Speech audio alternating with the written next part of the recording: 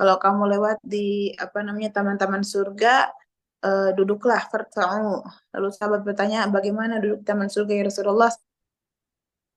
Kata Nabi SAW, taman surga adalah majlis yang di sana disebutkan nama-nama Allah. Majlis zikir, majlis ilmu, itu adalah taman-taman surga. Maka alhamdulillah, tulus niat kita belajar, berkumpul, bertatap muka, mendengarkan suara dalam majelis ini, insya Allah kita berada dalam taman-taman surganya Allah Subhanahu wa Ta'ala. Ya, hadirin yang Allah muliakan, teman-temanku sekalian, kita melanjutkan pelajaran kita di minggu lalu dalam kitab Bidayatul Hidayah.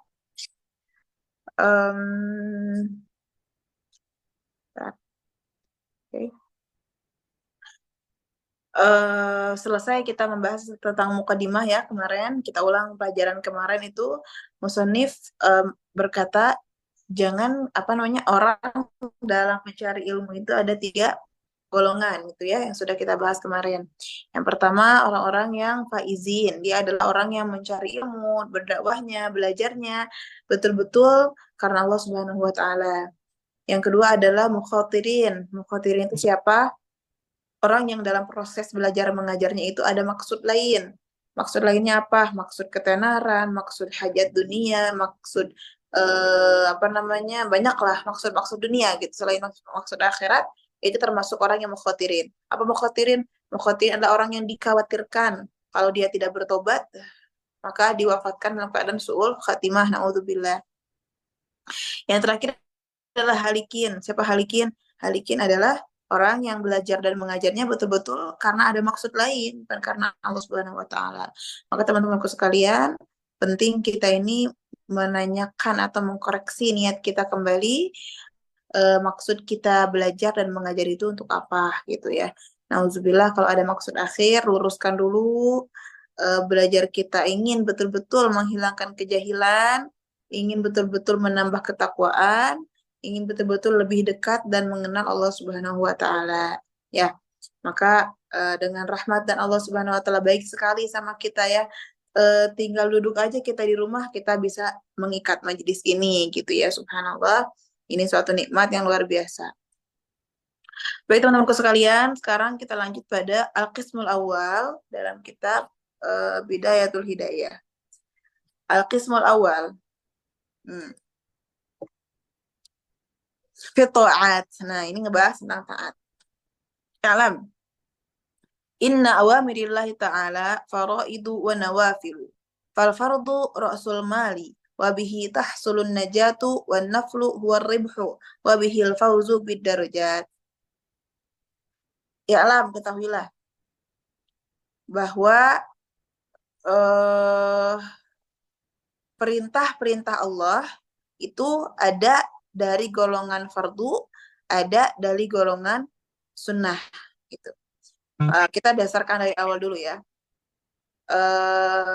Teman-teman sekalian, kita itu berada dalam buminya Allah, berada dalam kuasanya Allah, tentu ada peraturan. Ada peraturan. Sebagaimana kita punya rumah, kita punya peraturan pada rumah tersebut. Maka Allah pun sama. Tinggalnya kita di bumi ini, tinggalnya kita di tempat Allah, itu ada peraturan. Apa peraturannya? Peraturan yang pertama, yang paling utama adalah at-taqwa. Adalah takwa. Gitu. Apa itu takwa? Takwa itu adalah menjalankan perintah Allah dan menjauhi larangannya Allah Subhanahu wa taala. Nah, itu pembahasan takwa secara ringkas ya. Artinya menjauhi perintah Allah dan menjalankan perintah Allah dan menjauhi larangannya Allah Subhanahu wa taala. Maka dalam menjalankan perintah Allah Subhanahu wa taala itu banyak sekali babnya, banyak sekali tugasnya, banyak sekali bagiannya. Secara garis besar, perintah-perintah Allah itu ada 2. Ada dalam bab fardu, ada dalam bab sunnah gitu. Faraid dan nawafil. Apa itu fardu? Fardu itu adalah utamanya semua ibadah. Ra'sul mal atau ra'sul mal itu adalah pokok, uang pokok gitu ya, pokok sekali. Dengan fardu kita bisa mencapai kesuksesan gitu. Tapi bukan hanya sukses, kita juga perlu untung gitu. Kalau ibaratnya ini dagang ya. Fardu itu adalah modal. Nah, dengan modal kita bisa usaha. Tapi usaha kita kalau nggak ada untungnya untuk apa gitu kan? Dengan apa dapat untung itu? Maka untung itu dapat dengan naflu, itu sunnah gitu. Seperti sholat zuhur itu fardu ya teman-teman. Sudah selesai, udah sampai kita pada kesuksesan, tapi nggak ada keuntungan karena kita nggak qobliyah dan ba'diyahnya gitu, simpelnya. Nah maka teman-temanku sekalian, fardu itu adalah kalau saya contohin ya, fardu itu adalah rumah, fardu itu adalah harta pokok, fardu itu adalah modal usaha, dan sunnah itu adalah isi rumahnya, kursinya, mejanya, lemarinya itu sunnah. Nah, penghiasnya, lampunya itu sunnah. Dan sunnah adalah untung dalam berbisnis gitu. Kita jual apa? Jual makanan.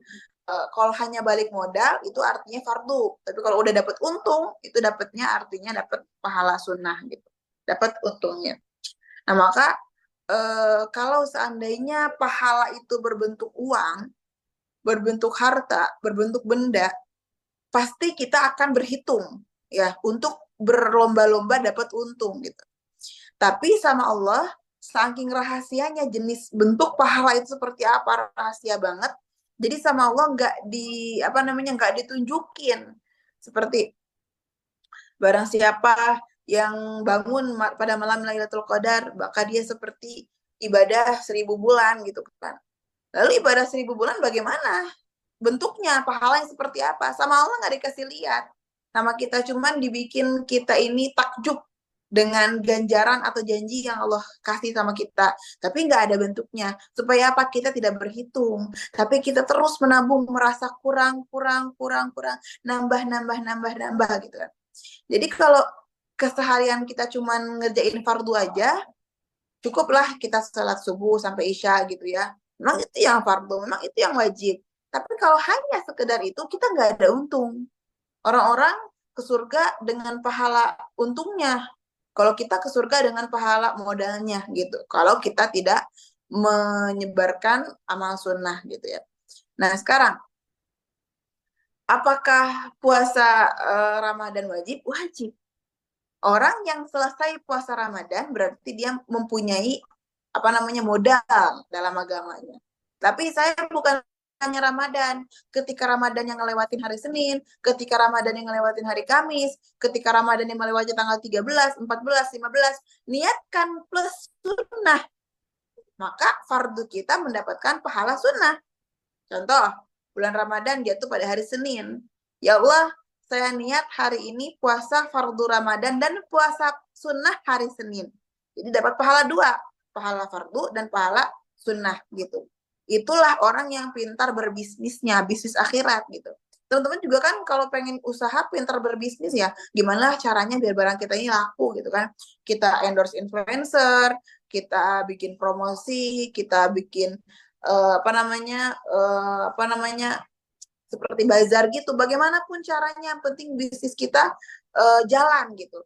Maka kalau kita pengen bisnisnya bisnis akhirat, pengen punya dapat banyak untung, kita luaskan pola pikir kita, sangkutkan semua niat dalam satu ibadah pun jadi banyak niatnya gitu. Jadi orang yang puasanya hanya dapat puasa Ramadan, oh kalau saya enggak, Ramadan plus sunnah hari Senin, Ramadan plus sunnah hari Kamis, Ramadan plus sunnah ayamul bed. Apa ayamul bed? Ayamul bed adalah puasa di pertengahan bulan, tanggal 13, 14, 15. Nah, kata Rasul Shallallahu Alaihi Wasallam, siapa yang menjaga puasa 3 hari dalam satu bulan itu, 13, 14, 15, maka akan dihitung puasa 1 bulan penuh. Kenapa 1 bulan penuh? Karena janji Allah Subhanahu wa taala satu amal ibadah dilipat gandakan menjadi 10. 10 kali 3 30. Maka kalau kita menjaga puasa ayyamul bid, ulangi pada tanggal 13, 14, 15 setiap bulannya, bulan Hijriyah, maka akan dihitung pahala puasa 1 bulan penuh gitu ya. Nah, seperti guru saya, Syed Habib, itu setiap bulan selalu menganjurkan santri-santri puasa 13 sampai 15. Sehingga kami kalau waktu di Daruzaro, setiap tanggal 13 sampai 15, itu seperti bulan puasa. Sahur bareng, buka puasa bareng gitu. Jadi ingat terus setiap bulan itu pertengahannya kita puasa. Nah, nanti kalau lewat bulan Ramadan di tanggal itu, kita niatkan juga puasa Ayyamul Bid gitu.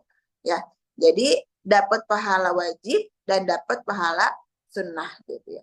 Maka bagaimanalah caranya biar kita dapat banyak untung? Sertakanlah semua niat. Sekarang diganti niatnya. Tadi kan saya contohin niat puasa Ramadan dibarengin dengan niat puasa hari Senin. Nah, sekarang sholat duha. Nah, teman-teman suka sholat duha ya? Saya yakin teman-teman di sini jaga sholat duha, jaga sholat tahajud, Masya Allah. Sholat duha sekarang. Sholat duha paling 2, 4, 6, 8 paling banyak ya. Tapi kalau saya, tipsnya, duha itu kan pahalanya kan sunnah ya. Duha itu adalah ibadah sunnah. Saya setiap mau duha, ya kalau lagi ingat gitu ya, tapi saya usahakan ingat. Setiap duha itu saya niat gini, ya Allah, aku nazar sholat duha. Itu mau sholatnya itu saya nazar. Ya Allah, aku nazar sholat duha. Jadi ketika takbir niatnya dapat pahala nazar itu. Niatnya sholat duha dapat pahala nazar. Nazar itu hukumnya wajib ditunaikan. Jadi ibadah kita dihitung ibadah wajib gitu. Gedean mana pahala wajib sama sunnah? Gedean pahala wajib tetap. Karena wajib itu yang tadi dibahas. Wajib adalah modalnya. Sunnah adalah untungnya. Nah, jadi kalau ada puasa sunnah dan ada ibadah sunnah dan ada ibadah wajib, yang mana yang utama? Yang utama ibadah wajib. Cuman kita sambungkan ibadah sunnah supaya lebih banyak pahalanya gitu. Ya, seperti masuk masjid. Namanya itu i'tikaf fi hadzal masjid lillahi taala. Aku masuk masjid ini niat i'tikaf lillahi taala. Kalau orang masuk masjid niatnya niat i'tikaf, kalau saya masuk masjid nazar untuk i'tikaf. Niatnya gini, masuk masjid, nazartul i'tikaf fi hadzal masjid madumtu lillahi taala. Aku niat i'tikaf masuk masjid ini selama aku di masjid lillahi taala. Yang tadi yang masuk masjid pahalanya sunnah, jadi pahalanya wajib. Kenapa jadi pahalanya wajib? Karena kita niatkan nazar masuk masjidnya, gitu ya. Jadi bagaimanalah caranya biar ibadah kita makin banyak pahala gitu ya, dikreatifin lagi gitu ya. Karena adalah ibadah fardu dan ada ibadah sunnah gitu ya. Nah, qala Rasulullah sallallahu alaihi wasallam, qala Allah azza wa jalla, ma taqarraba ilayya al-mutaqarribuna bimithli ada'i ma aftaradtuhu alaihim wa la yazalu al-'abdu yataqarrabu ilayya bin nawafil hatta uhibbuh fa idza ahbabtuhu kuntu sam'ahu alladhi yasma'u bih wa basarahu alladhi yubsiru bih wa lisanahu alladhi yantiqu bih wa yadahu allati yabtishu biha wa rijluhu allati yamshi biha. Masyaallah. Ini termasuk hadis qudsi ya. Hadis qudsi itu adalah hadis yang di sana ada Allah Subhanahu wa taala yang berfirman-Nya, tapi disampaikan dari lisan Nabi Shallallahu alaihi wasallam. Nah, tadi sudah dijelaskan fardu itu wajib ya, tentu ya, semua orang sholat zuhur wajib. Jadi nggak usah dipuji orang ini, masya Allah ente sholat zuhur lah, sholat zuhur hukumnya wajib gitu ya. Masya Allah ente puasa Ramadan lah, puasa Ramadan hukumnya wajib gitu kan. Nah sekarang orang-orang ini kayak gini, dia masya Allah menjaga sholatnya, sholat zuhur lah. Kenapa kita, maksudnya ada istimewa dalam sholat zuhur dan sholat asar, dalam sholat maghrib. Yang istimewa itu kalau kita senantiasa menjaga sholat sunnah, itu yang wajib tuh, yang masya Allah.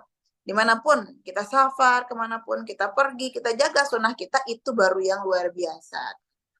Ya, jadi Allah Subhanahu Wa Taala bersabda, berfirman dalam hadis qudsi, maaf, tidak ada satupun yang bikin manusia dekat dengan Allah kecuali ibadah fardu, gitu. Tidak ada satupun yang bisa bikin mutaqarribun, orang-orang dekat. Gak ada satupun manusia yang bisa dekat sama Allah kecuali dengan menjalankan ibadah fardu, gitu. Jadi gimana kita mau dekat sama Allah kalau zuhur kita nggak dikerjain? Bagaimana mendekat sama Allah kalau kita nggak sholat asar? Bagaimana dekat sama Allah kalau kita puasa Ramadannya bolong-bolong tanpa uzur gitu. Bagaimana dekat sama Allah kalau kita nggak bayar zakat gitu ya. Kemudian tidak ibadah haji kalau sudah mampu gitu ya, fardu-fardunya. Maka satu-satunya cara pengen deket sama Allah itu dengan fardu. Tapi apakah deket cukup gitu? Kalau bagi kami deket nggak cukup. Dekat itu banyak, tapi istimewa itu jarang. Benar ya? Dekat itu banyak. Kita bisa deket sama guru kita bisa deket sama apa namanya teman-teman kita. Tapi dianggap istimewa itu susah, ya. Harus ada effort lebih, harus ada usaha lebih gitu. Contoh, kita menjadi murid salah satu guru, misalkan satu kelas yang gurunya satu, anak siswanya 100 misalkan. Semuanya deket sama guru, semuanya deket. Tapi yang istimewa siapa? Yang punya usaha lebih, yang punya kegigihan lebih, yang punya semangat lebih, bakat lebih, prestasi lebih, itu pasti dianggap istimewa sama gurunya. Maka teman-teman pilih, mau hanya sekedar dekat atau dengan istimewa di samping Allah Subhanahu wa taala. Kenapa dengan istimewa? Karena hadis selanjutnya adalah wala yazalul abdu yataqarrabu ilayya bin nawafil hatta uhibbu, sampai aku cintai. Apa kata Allah Subhanahu wa taala? Tidak henti-hentinya seorang hamba mendekatkan diri denganku dengan perkara sunnah sehingga aku lebih mencintainya gitu. Nah, tadi yang saya bahas, ingin menjadi dekat sama Allah dengan pahala wajib, tapi ingin dianggap istimewa sama Allah dengan pahala sunnah gitu, ya, dengan pahala sunnah. Bukan hanya istimewa, tapi dicintai. Hatta uhibbu, sehingga aku mencintainya gitu ya. Kira-kira orang kalau udah cinta mungkin tidak disakiti. Itu pasti dicintai itu dengan berbagai cara itu akan, makanya cinta itu buta dan tuli ya. Kalau udah cinta sama seseorang itu udah aja gitu kan, keburukannya serasa kebaikan. Ibaratnya coklat apa kotoran ayam kayak coklat gitu. Kalau udah cinta itu begitu katanya. Jadi apapun dianggap baik, apapun dianggap istimewa sekalipun salah gitu. Itu pandangan manusia, tapi pandangan Allah nggak akan salah. Nggak akan salah pandangan Allah. Sehingga kata Allah Subhanahu wa taala, kalau kita mendekatkan diri kepada Allah dengan pahala sunnah, hatta uhibbu, aku akan mencintainya gitu. Mau kenapa emang pengen dicintai Allah lah? Kalau bukan Allah yang cintai kita, siapa lagi gitu? Ya. Kalau yang cintain kita pasangan gitu ya, suami, ibu di sini ada yang punya suami gitu. Karena cantiknya mencintai, besok ibu-ibunya jelek, nggak cinta lagi gitu. Suaminya cintai ibu karena ibu rambutnya panjang hitam, besok rambutnya putih, nggak cinta lagi sama ibu gitu ya. Suami cintai ibu karena ibunya itu rajin masak, besok sakit-sakitan nggak masak, nggak cinta lagi sama ibu ya. Jadi banyak sekali manusia ini mencintai karena alasan gitu, banyak sekali. Tapi Allah Subhanahu wa taala mencintai kita bukan karena apapun, jelas karena Allah Subhanahu wa taala tulus mencintai kita. Bagaimana biar dicintai sama Allah? Itu yang tadi saya bahas. Yang pertama, dekat dulu. Dekat dulu sama Allah. Udah dekat itu apa? Dekat dengan pahala fardu. Zuhurnya dijaga, ya, asarnya dijaga, zakatnya dijaga gitu. Habis deket itu nggak istimewa, nggak dicintai kecuali dengan ibadah sunnah gitu. Dengan ibadah sunnah. Ayo kita bikin challenge apa namanya, sholat duha misalkan. Kakak bikin di buku atau di memo handphonenya apa, satu hari satu sunnah. Apa satu hari satu sunnah?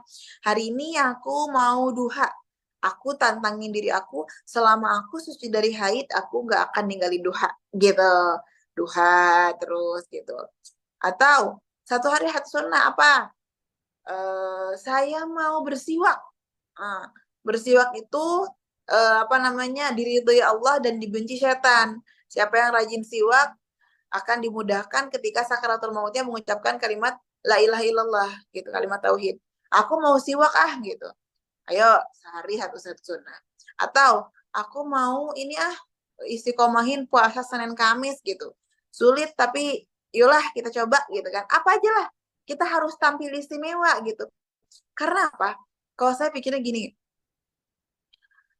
nanti di hari kiamat nanti di padang mahsyar semua manusia itu sama ya. Mau orang kaya, mau orang miskin, mau ulama, mau orang jahil, di mata Allah sama dulu. Nanti kata Allah gini, siapa yang suka sholat fardu? Semuanya sholat fardu. Lah kita gak ada istimewanya, gitu kan.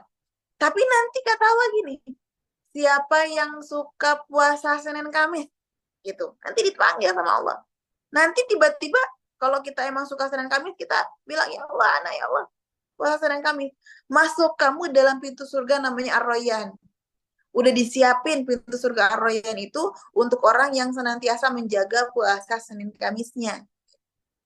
Jadi kita ada bedanya sama orang lain. Orang lain hanya sholat fardu, orang lain hanya ibadah fardu, kita ada plusnya sunnah. Sehingga Allah memandang kita istimewa dan cinta sama kita ya. Nah, bukan lain ya. Menjaga amalan sunnah itu sangat sulit. Saya pun sama ya. Sangat berat. Kadang apalagi dengan tahajud yang subuhnya sekarang jam 4. Masya Allah ya. Sekarang kalau saya di Bandung subuhnya jam 4 pas, kadang jam 4 lebih 2, kadang jam 4 kurang 2 gitu. Untuk yang mulai setengah 4 itu nggak cukup. Belum kita ke kamar mandi, belum kita bersih-bersih, belum kita mandi dulu kalau perlu mandi gitu kan. Jadi susah, harus bangun jam 3. Jam 3 kadang bablas malamnya, belum tidur. Nih sekarang di rumah saya lagi nobar Persib. Bola lagi tanding. Nah, jadi kadang sampai larut malam nonton bola gitu ya orang-orang nih. Nanti tahajudnya bablas. Oh ya, susah banget untuk jaga itu pahala sunnah. Itu susah. Itu tahajud itu susah kita jaga kecuali bagi orang yang sungguh-sungguh. Ya, ayo tahajudnya yang suka masih kelewat gitu. Masih sering kelewat tahajudnya. Jadi spesial di sisi Allah, usaha bangun tahajud. Gimana usahanya? Pertama, guru saya bilang kalau pengen gampang bangun tahajud itu qailulah. Apa qailulah? Tidur siang sebentar sebelum azan zuhur. Sebentar aja tidur siang. Bangun salat zuhur, itu insya Allah tahajudnya gampang. Atau bisa membantu sholat tahajud itu apa? Ya, sekarang itu kita pakai alarm ya.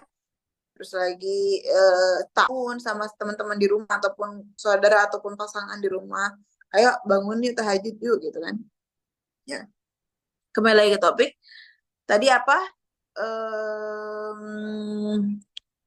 Kata Allah apa tadi? Tidaklah intinya seorang hamba mendekatkan diri kepadaku dengan sunnah sehingga aku mencintainya. Lalu apa kalau Allah sudah cinta sama kita? Ini yang ajibnya. Ini yang istimewa teman-teman.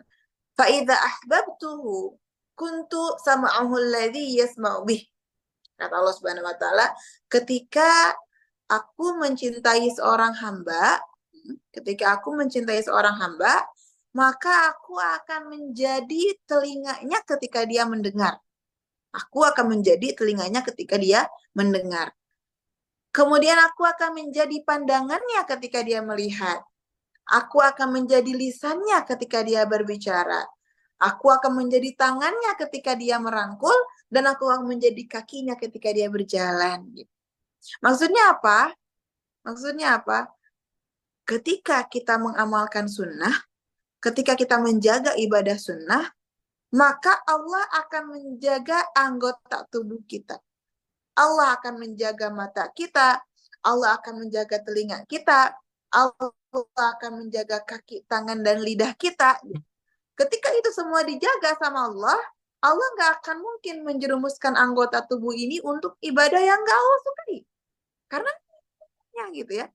Yang dulu lisan kita suka menyakiti orang lain, yang dulu telinga kita suka mendengar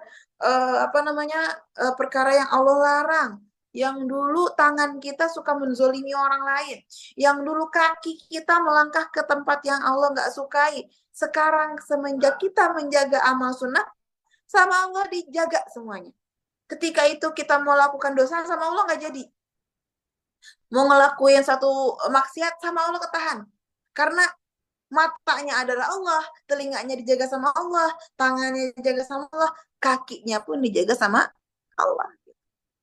Jadi seperti cerita Nabi SAW itu suatu hari Nabi SAW pengen, namanya Nabi masa muda ya, Nabi masih muda waktu itu, masih remaja, mendengar di kampung sebelah itu ada yang kalau zaman sekarang itu seperti dangdutan, seperti konser gitu ya. Dan namanya Nabi manusia, punya nafsu gitu ya. Teman-teman sebayanya itu datang ke sana ngedengerin itu lagu-lagu itu konser. Nabi malah datang, Nabi datang ke sana. Keluar rumah, tiba-tiba Nabi ngantuk. Habis ngantuk Nabi ketiduran. Ketiduran di luar, kebangun lagi sama sinar matahari gitu. Udah kelewat malamnya. Besoknya coba lagi lah, besok lah. Aku juga pengen seperti mereka gitu, pengen nonton seperti mereka. Keluar lagi, ketiduran lagi.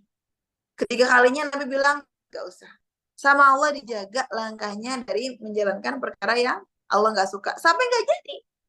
Sampai gak jadi ngelakukan itu maksiat. Lah kok kita gampang banget gitu ya bermaksiat gitu. Kadang orang lain lagi ngomongin orang, nimbrung kita ngedengerin, kita sampai telinga kita. Jadi ceritanya viral gitu. Yang lagi viral sekarang itu seperti apa namanya, cerita tentang ST gitu ya. Penjual ST yang subhanallah jalan rezekinya udah Allah rahasiakan itu. Kita memuji pedagang ST itu tidak boleh menjelekkan oknum lainnya gitu. Nggak boleh. Ini kita selaku netizen, jari jemari kita ini ngetik-ngetik komentar-komentar di apa namanya di sosial media menyakiti hati orang lain, itu termaksud perkara yang tidak Allah suka, teman-teman sekalian. Ya. Jadi kenapa anggota tubuh kita mudah bermaksiat, mudah melanggar aturan Allah? Mungkin sunnah kitanya belum banyak. Mungkin kita belum jadi orang yang Allah cintai gitu ya.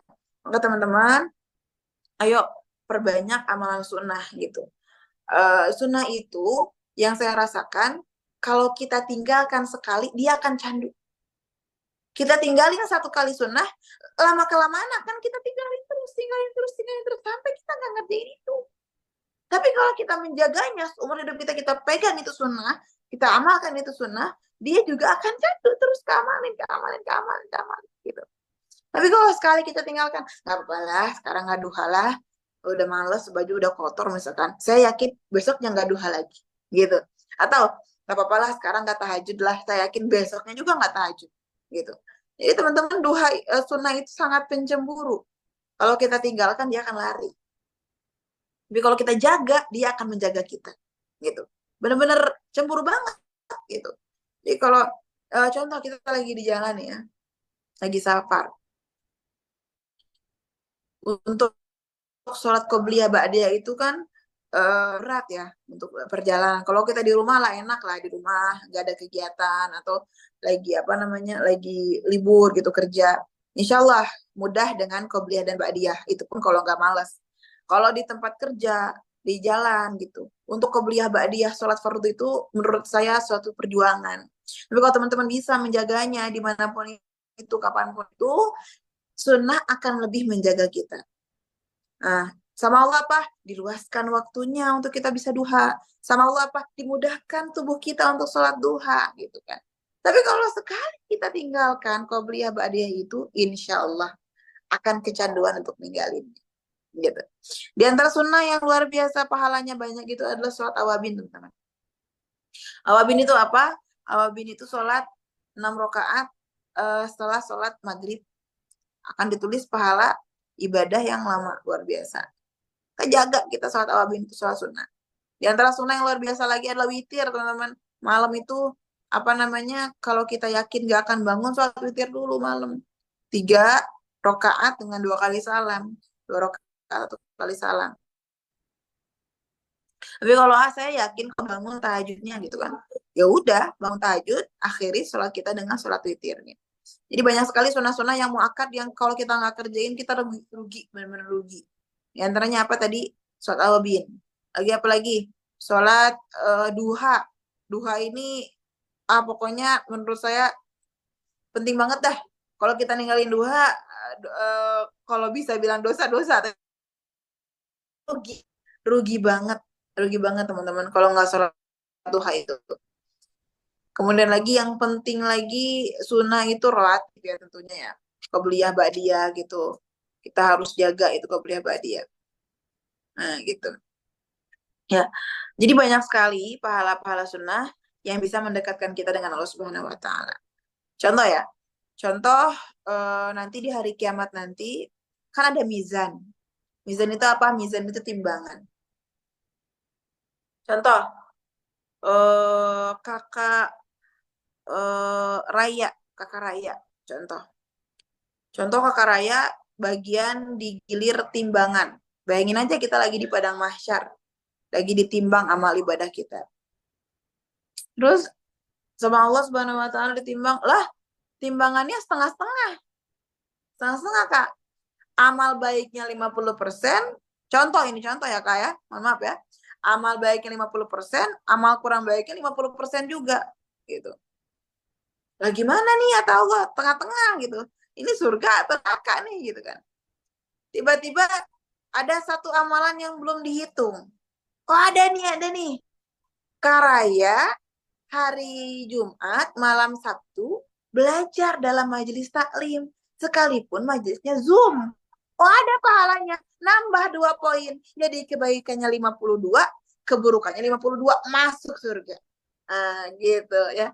Jadi kita harus pikirnya itu ke sana, Kak. Pikirnya ke sana. Dan karena semua amal ibadah kita ini ada perhitungannya di sisi Allah Subhanahu wa taala. Atau misalkan, oh ada satu lagi nih. Kemarin fulana sholat duha belum kehitung amal ibadahnya. Nambah tuh pahalanya. Berat kebaikannya pasti masuk surga gitu. Ada keburukannya dihapuskan dulu di neraka, dibersihkan dulu di neraka, baru masuk surga gitu. Maka teman-teman sekalian, sangat penting ya kita menjaga pahala sunnah. Siapa yang bisa menjaga sunnah, pasti fardunya udah kejaga. Gak mungkin kan orang kok dia, gak mungkin orang dia zuhur, tapi dia gak sholat zuhur. Gak mungkin dia qobliyah asar, tapi dia gak sholat asar, gak mungkin gitu ya. Jadi siapa yang bisa menjaga sunnah itu pasti dia menjaga fardunya juga gitu ya. Maka ayo, yuk kita bareng-bareng yuk. Kita bikin one day one sunnah. Satu hari, satu sunnah. Apa yang mau? Yuk. Kalau saya, insya Allah, udah saya dulu ya. Saya insya Allah, apa ya? Insya Allah selama masa suci ini saya menjaga duha. Gitu. Siapa yang mau juga menjaga duhanya? Hebat. Ayo, challenge lagi. Siapa yang selama masa sucinya mau jaga apa ya? Tahajud. Kan namanya perempuannya ada headnya ya. Ada headnya. Siapa yang mau jaga tahajud selama masa sucinya? Kalau haid gak usah. Gitu. Ayo kita bikin apa ya gebrakan. Kita tanya diri kita, ente mau jadi istimewa nggak? Mau jadi orang istimewa nggak kita? Mau ya Allah. Mau jadi orang yang dicintai nggak? Mau. Ayo jaga sunnahnya. Karena kalau hanya sekedar fardu, menurut saya semua orang juga mengerjakan. Semua orang mengerjakan. Gitu. Jadi kita amalkan perkara sunnah. Apa ini diawali dengan duha? Ayo kita awali dengan duha yuk. Yuk kita awali duha. 2 rakaat aja nggak apa-apa kok. 2 rakaat. Aku mau 6, mau 8, mau 4. Itu lebih ahsan. Duha itu sekarang jam, kalau di Bandung ya tempat saya duhanya jam 5.43. Udah duha sebelum jam 6. Karena isyroknya itu di saya jam 5.13. Enggak. Jam 5.13 udah beres waktu subuh. Jadi kalau teman-teman masih subuhnya jam 5 itu udah telat banget ya. Karena subuhnya jam 4. Kalau dulu subuhnya jam 5 masih makul lah ya. Kalau sekarang yang sholat subuh jam 5 itu udah sejam setelah azan tuh udah telat banget teman-teman. Jadi kalau bisa kita jaga wudhu dari subuh sampai ke duha. Nah itu dihitung pahala haji. Gitu. Siapa yang menjaga sholat isyroknya dan dia menjaga amal ibadah di antara subuh dan isyraq, maka dihitung pahala haji sempurna. Luar biasa. Nah, jadi eh, kalau ibu saya itu istiqomah, Masya Allah beliau. Ibu saya setiap subuh itu dari habis sholat subuh itu di mukena sampai isyraq, sampai subuh, sampai zuhur gitu. Maka itulah yang Masya Allah, orang tua tuh kadang suka istiqomahnya luar biasa ya amal ibadah itu. Sebenarnya bukan orang tua aja yang harus amal ibadah, kita juga yang masih muda-muda wajib menjaga amal ibadah kita gitu ya. Oke teman-teman, barangkali ada yang mau ditanyakan, silahkan. Anda pernah dengar kalau masih ada sholat wajib yang belum dikodok maka nggak boleh sholat sunnah. Bagaimana itu? Saya betul Kakak Kartika. Kalau kita masih ada kodokan sholat wajib, utamakan sholat wajib. Tapi boleh nggak sholat sunnah? Boleh, silahkan. Sholat sunnah. Waalaikumsalam warahmatullahi wabarakatuh. Kalau saat haid, apa ada ibadah sunnah yang bisa kita kerjakan? Banyak, Kak. Haid itu bukan kita berhenti ibadah. Banyak amal ibadah sunnah yang bisa kita kerjakan seperti sedekah, wirid, zikir, itu harus kita kerjakan sekalipun haid. Bagaimana hukumnya baca Al-Quran lagi haid? Boleh, silakan kalau itu adalah zikir. Seperti Al-Waqiah, Yasin, Tabarok, itu boleh kita baca. Kalau kita memang istiqomah. Selama suci kita baca itu ayat. Boleh nggak kalau kita punya hutang puasa, kemudian dikodon niatnya digabung mengkodo puasa sunnah, puasa Ramadan, dan puasa sunnah? Boleh Kak, asal nggak di bulan Ramadan. Kita misalkan puasa Syawal, 6 hari, nyokodoan 6 hari, sekalian aja. Puasa kodo plus puasa sunnah di bulan Syawal. Atau masih punya kodoan nih teman-teman, puasa tinggal 2 bulan lagi. Ayo yang masih punya kodoan, puasa sunnah dengan niat kodo. Boleh, silahkan. Tolong jelaskan kembali ibadah dari setelah subuh sampai ke duha. Oke. Tadi saya bahas ibadah dari subuh sampai ke duha.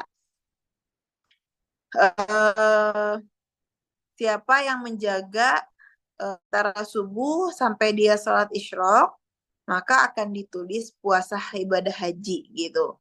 Akan ditulis puasa ibadah haji. Saya nggak ucapkan hadisnya karena saya juga makolahnya kurang ingat kalau lafaz hadisnya. Cuman disebut hajan taman sempurna hajinya. Dengan apa? Dengan membaca Al-Quran, dengan majelis taklim, dengan wirid, dengan apapun itu. Asal nggak dengan tidur ya teman-teman. Nggak boleh kita tidur subuh. Hati-hati. Tidur subuh itu banyak sekali dorornya. Banyak sekali bahayanya. Memang secara hukum, tidur subuh itu makruh yang pertama. Makruh ya, tidak disukai. Yang kedua, secara kesehatan banyak saya dapatkan infonya dari ya macam-macam lah ya narasumber tentang kesehatan. Itu banyak sekali penyakit, bisa jadi gula, bisa jadi jantung, bisa jadi stroke, nauzubillah. Nah, kalau kita ngantuk-ngantuk subuh, ayo bangun. Gak, duduknya ngantuk, bangun berdiri. Berdirinya ngantuk, wudhu gitu. Gimana nggak main handphone gitu. Subuh-subuh pengennya nonton gitu kan. Silakan asal ada amal ibadahnya deh. Nonton kajian, nonton ambil wirid gitu sambil nunggu isyraq baru kita kegiatan. Gitu. Assalamualaikum warahmatullahi wabarakatuh. Waalaikumsalam warahmatullahi wabarakatuh. Tanya enggak. Kebetulan saya kerja, tapi saya bingung kalau mau sholat qobliyah zuhur. Saya nggak bisa ikut berjamaah sholat zuhurnya. Karena di tempat kerja, gitu azan langsung sholat berjamaah, Masya Allah.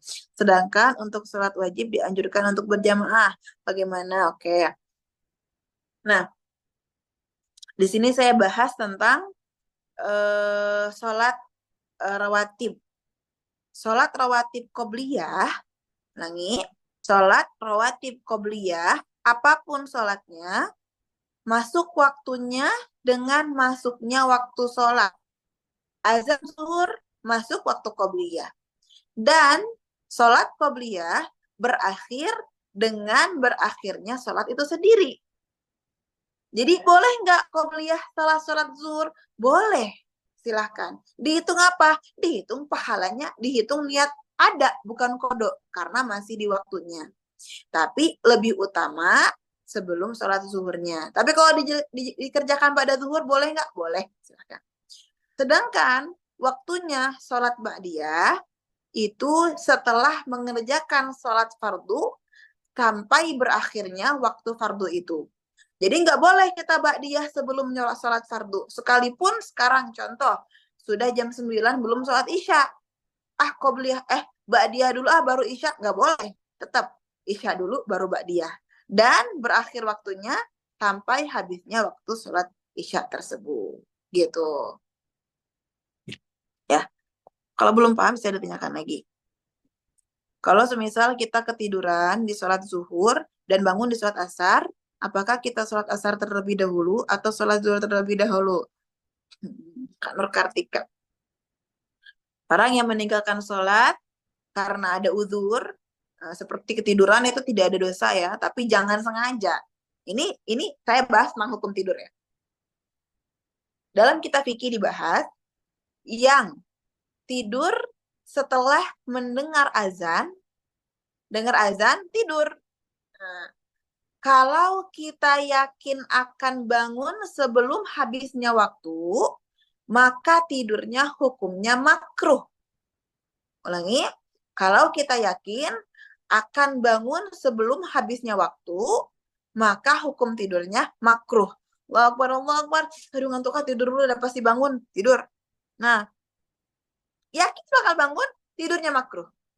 Tapi kalau misalkan Allahu Akbar, Allahu Akbar, kayaknya nggak akan bangun deh, tapi ngantuk banget tidur. Hukum tidurnya haram, gitu.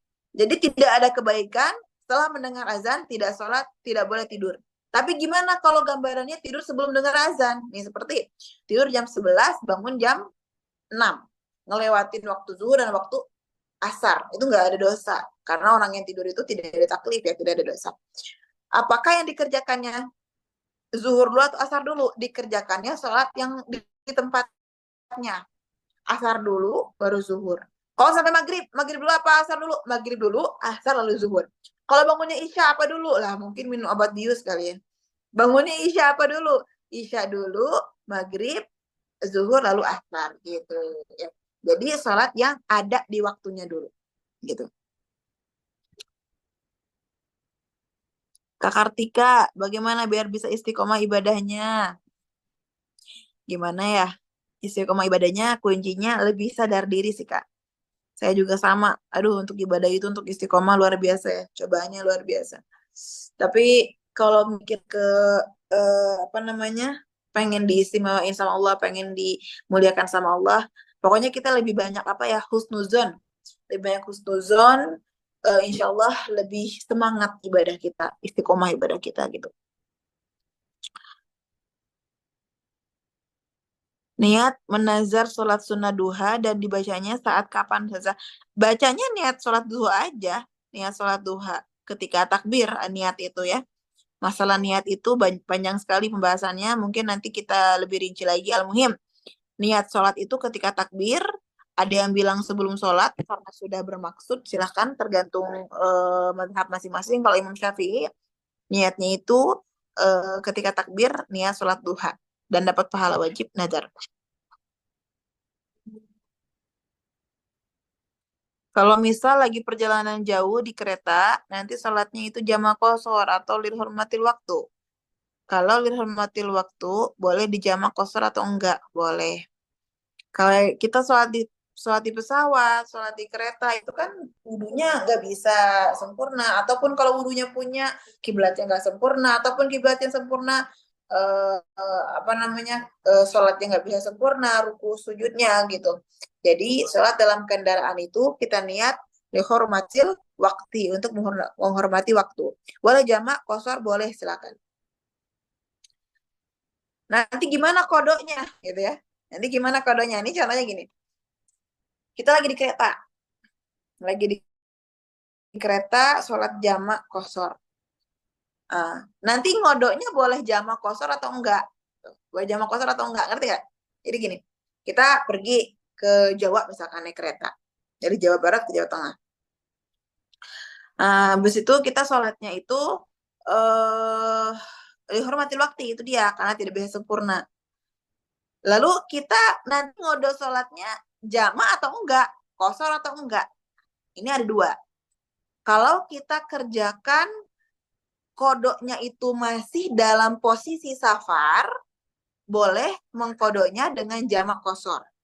Tapi kalau mengkodoknya sudah posisi mukim, kembali ke rumah, maka dikodoknya dengan sempurna. Tidak boleh jamak, tidak boleh kosor. Gitu.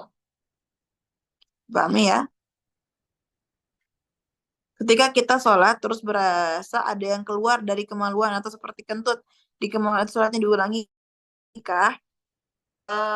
Al-yakin la yuzalu bisyak. Nih, perempuan. Sering saya nemukan pertanyaan ini. Seperti ada yang keluar gitu dalam farji kita. Ini tuh kentut atau apa sih gitu ya? Nah, Nabi SAW bersabda, "Idza ashkala alaikum fi batnihi syai'un, fala yakhrujanna minal masjidi hatta yasma'u sautan aw yajida rihan aw kama qala alaihi salatu wassalam." Kalau tidak mendengar suara dan tidak mencium bau, itu bukan kentut. Tidak boleh was-was. Apa itu? Itu hanya angin. Hanya apa ya? Hanya gesekan atau hanya apa ya? Bukan kentut. Bukan kentut kalau dari farji itu. Gitu. Jadi jangan ragu. Selagi tidak mendengar suara dan tidak mencium bau, wudunya sah, silakan sholat dengan wudu tersebut. Diulangi kah? Tidak diulangi. Tidak boleh ragu kalau tidak mendengar bau dan tidak mencium bau dan tidak mendengar suara.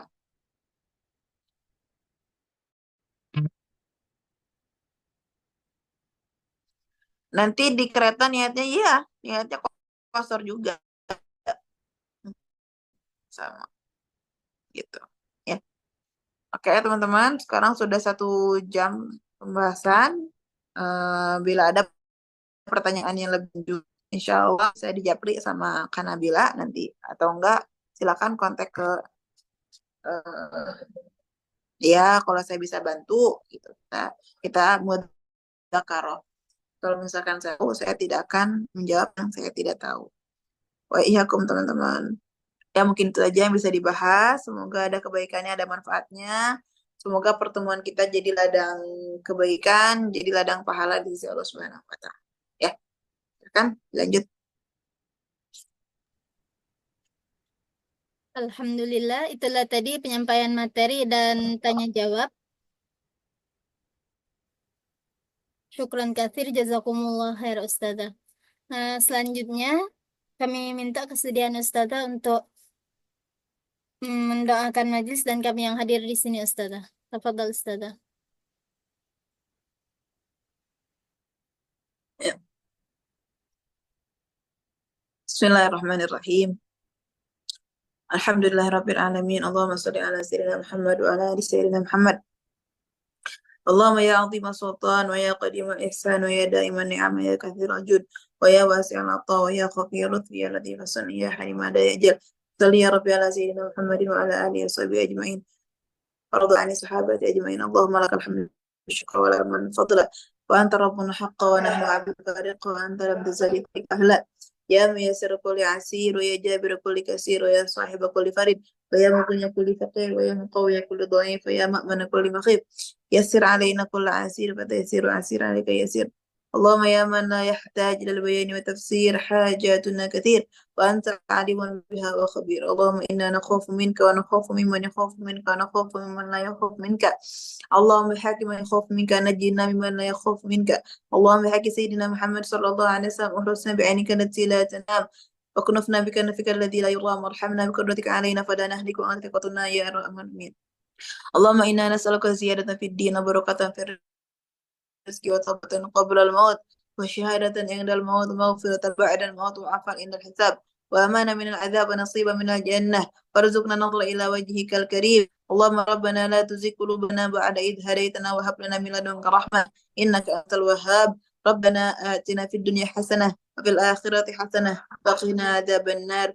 وصلى الله على سيدنا محمد النبي الأمي وعلى آله وصحبه أجمعين والحمد لله رب العالمين. وقد القبول وتم كل سبل إلى حضرة الرسول سيدنا محمد صلى الله عليه وسلم. الفاتحة.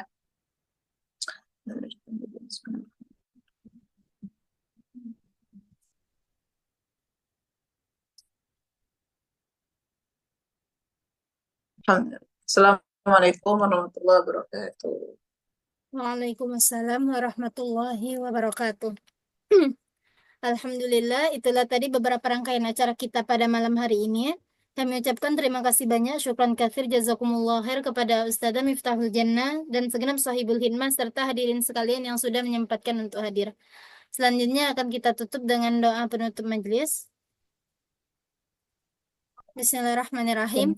Ya Rabbana ta'arafna bi annana اقترفنا وأننا أسرفنا على لظى أشرفنا فاطم علينا توبة تغسل كل حوبة واستر لنا العورات وآمن الروعات واغفر لوالدينا ربي ومولودينا والأهل والإخوان وسائر الهلان وكل ذي محبة أو جيرة أو صحبة والمسلمين أجمع آمين ربي اسمع فضلا وجودا منا لا باكتساب منا بالمصطفى الرسول نهضى بكل سول بالمصطفى الرسول نهضى بكل سول بالمصطفى الرسول نهضى بكل سول صلى وسلم ربي عليه عند الحب وآله وصحبه عداد تحشي السحب والحمد لله في البدء والتناهي حمدا كثيرا دائما حبات النساء سبحان ربك رب العزة عما يصفون سلام على المرسلين والحمد لله رب العالمين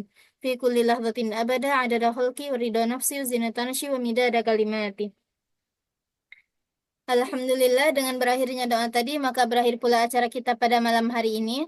Saya selaku pembawa acara dan mewakili pihak Sahibul Hidmah, mohon maaf yang sebesar-besarnya apabila ada kesalahan, kehilafan, dan kekurangan. Kepada Allah kami mohon ampun.